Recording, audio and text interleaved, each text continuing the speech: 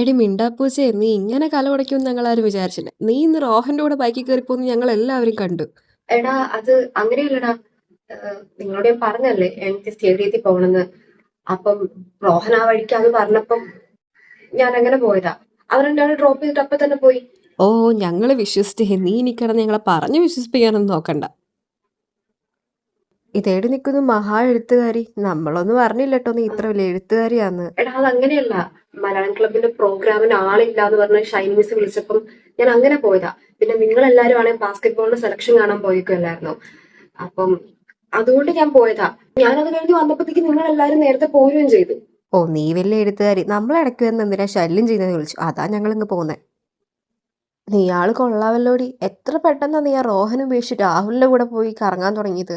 നിന്നെ കുറിച്ച് ഞങ്ങൾ ഇത്രയൊന്നും വിചാരിച്ചില്ല കേട്ടോ. ഒന്നുമല്ലെങ്കിലും നിങ്ങളുടെ റൂംമേറ്റ്സ് അല്ലേ ഞങ്ങളോടെങ്കിലും നിനക്ക് പറയായിരുന്നു നിനക്ക് റോഹനല്ല രാഹുലിനെ ഇഷ്ടം എന്നുള്ളത്. മിണ്ടാതിരിക്കാം, കുറച്ച് കഴിയുമ്പോൾ പോവുമായിരിക്കും.